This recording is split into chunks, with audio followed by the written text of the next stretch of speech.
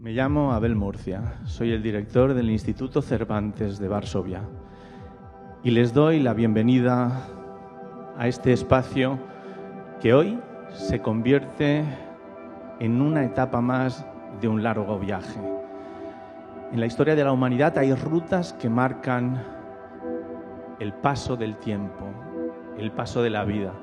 La ruta de la seda es una de esas rutas. Bienvenidos.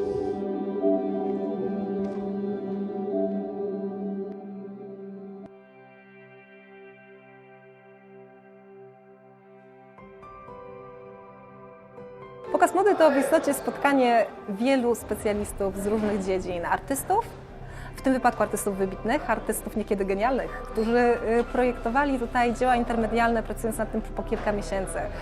Widzieliśmy tu sztukę generatywną, sztukę inspirowaną Władysławem Strzemińskim, Katarzyną Kobro, twórczością malarską, która na przestrzeni wieków dokumentowała to, czym była moda w odniesieniu do jedwabiu.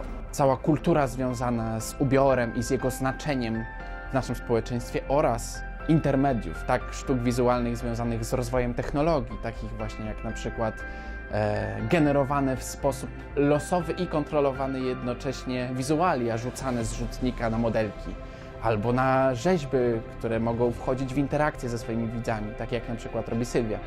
Projekcje, które są wyświetlane na rzeźbie, inspirowane są projektami Patryka Wojciechowskiego. Pokaz będzie odbywał się w wyjątkowych okolicznościach. Nie będzie to taki typowy, klasyczny, modowy pokaz, jakiego moglibyście się spodziewać po kolekcji modowej. Pokaz będzie bardzo performatywny. Będzie to przedstawiać cały ten performance, będzie współgrał razem z fakturą ubrań oraz z ich kolorami. Możemy skrócić do jednego zdania. Tworzenie czegoś unikatowego przy pomocy skomplikowanej technologii, zaawansowanej, jaką jest druk 3D.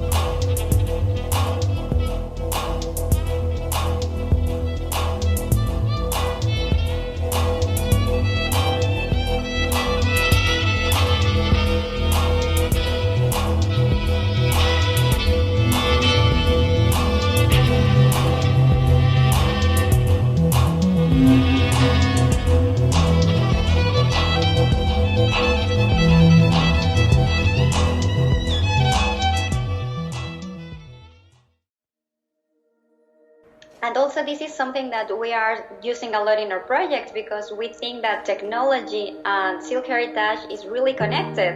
So today in this amazing event that you are going to host is actually presenting what we are doing. It's about heritage, it's about technology, it's about design, it's about international relations.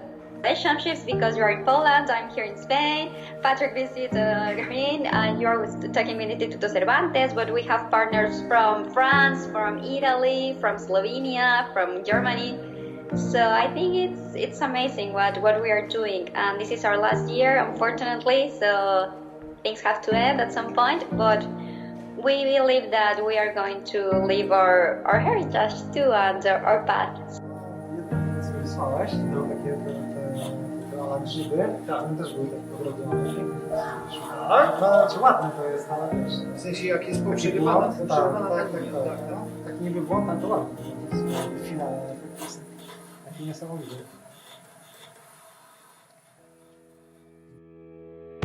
Od początku pomysł drukowania 3D na materiale wydawał nam się bardzo ciekawy, natomiast nie wiedzieliśmy, jak to do końca ugryźć. Opracowaliśmy specjalną głowicę z czujnikiem poziomowania, która pozwala na utrzymanie idealnej odległości pomiędzy samą głowicą a materiałem. Dzięki opracowaniu tej technologii mogliśmy drukować m.in. z materiałów elastycznych na tekstyliach. Nie jest to łatwe zadanie, było z tym nieco przygód, natomiast udało nam się opracować technologię, która pozwala na wdrożenie tego rozwiązania na skalę przemysłową i w dużej ilości. Tak naprawdę jakby sam proces drukowania jest tutaj jakby bardzo czasochłonny. Druk jednego rękawa potrafi trwać około 48 godzin nawet, więc no jest to bardzo mozolne i jakby długo trwa. Nie dość, że długo trwało zrobienie próbek, to jeszcze wydrukowanie finalnie gotowych form od początku do końca. Cały projekt zajął nam piekielnie dużo czasu. Szczerze mówiąc, robimy już to ponad rok. Same wydruki projektów Patryka do występu, do pokazu powstawały przez około 2000 godzin na łącznie 15 maszynach. Nie było to proste zadanie, jednak udało się w dosyć krótkim czasie zrealizować założone cele. Instituto Cervantes Warsaw has been here in this city for 25 years, and today it's a magnificent occasion to show what we do. We are partnering with other stakeholders in this project, as Paweł, Anna and Patrick, who have organized the event of Silk Now, this catwalk and fashion show that you're going to see. Współczesna scenografia ma charakter progresywny, intermedialny. Nie jest już scenografią przedmiotu, jednego przedmiotu. Jest w gruncie rzeczy przestrzenią, na którą składa się praca wszystkich osób, które dbają o wizualność sceny. Ważne jest dbanie o całość i ważna jest konsolidacja pracy i współpraca ze wszystkimi koleżankami, kolegami, którzy przygotowują to, co ostatecznie widzimy. Kolekcja stworzona jest z 12 sylwetek. Oczywiście inspiracją jest jedwab oraz ludzie, którzy tworzą ten jedwab. Tworząc pewnego rodzaju koncepcję i cały moodboard na kolekcję, najbardziej skupiłem się na kwiatach, kolorach oraz kontrastach na gotowym już jedwabiu. Kolory na tych jedwabiach są bardzo pieczołowicie dobrane i dzięki temu, że one kontrastują, można by powiedzieć, że tworzy się nawet na nich pewnego rodzaju taka iluzja. Wiesz, jak zmrużysz oczy i tak jakby skupisz się na tym, to faktycznie te kwiaty i te różnego rodzaju ornamenty na tych materiałach tworzą taką małą iluzję tego 3D. No i kolekcja jest stworzona tak naprawdę od podstawy, czyli tworzymy materiał, kroje oraz całe szycie tego. Jeżeli chodzi o inspiracje, to dla Patryka inspiracjami były wzory florystyczne hiszpańskiej firmy Garin, która zajmuje się tworzeniem jedwabnych strojów, m.in. na hiszpański dwór królewski. Patryk w tym celu specjalnie odwiedził Walencję, odwiedził firmę Garin, spotkał się z twórcami i stamtąd czerpał swoje inspiracje, pomysły na projekty. Odwiedzając fabrykę w Hiszpanii, oglądając ludzi, którzy tworzą jedwab, uznałem, że tak naprawdę ci ludzie też są pewnego rodzaju artystami, bo to, co tworzą, jest naprawdę niesamowite. Współpraca z Patrykiem wyszła rewelacyjnie, znakomicie się dogadywaliśmy. On poznał bariery naszej technologii, równocześnie stworzyliśmy zespół tak kreatywny i to, co udało nam się osiągnąć, naprawdę jest zdumiewające. W zasadzie druk 3D służy do tego, żeby wytwarzać trudne, skomplikowane obiekty geometryczne w jednostkowych sztukach.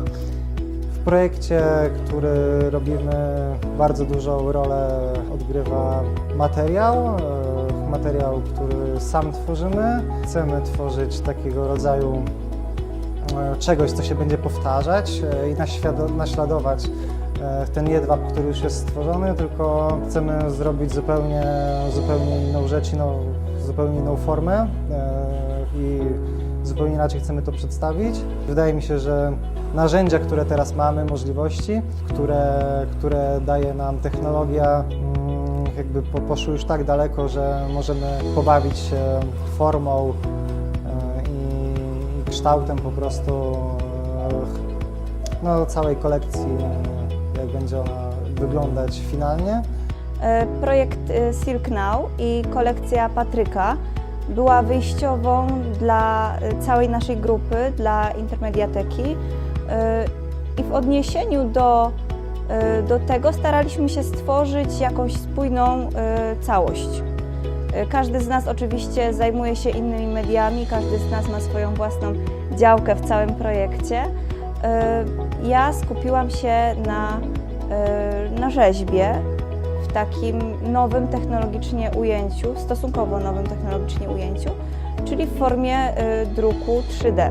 Moja rzeźba jest pewnego rodzaju płótnem do działań intermedialnych, które uruchamiają się, które zaczynają oddziaływać w momencie, w którym widz wchodzi w interakcję, czy to poprzez ruch, poprzez bycie, poprzez pewne przesunięcia, wprawia w ruch pewne zmienne, pewien mechanizm i dzięki niemu tak naprawdę rzeźba poprzez te projekcje ożywa. Interakcja z rzeźbą też będzie w pewien sposób określona przez chaotyczny system, ale już dużo bardziej określony, bo on będzie się dział w ramach, które określa dokładnie ta rzeźba, czyli będzie wykonany mapping, który będzie zmieniał się zarówno od ruchu aktorek, modelek, jak i od potencjalnego odbiorcy, który może stanąć przed rzeźbą.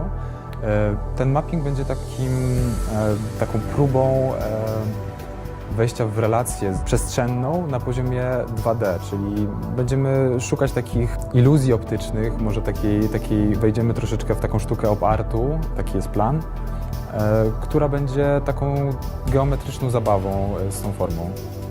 Jeżeli chodzi o muzykę, którą przygotowywaliśmy do tego wydarzenia Silk Now, to była ona inspirowana dosyć mocno klimatami jakby takiej muzyki house, połączonej z naszą improwizacją taką eksperymentalną.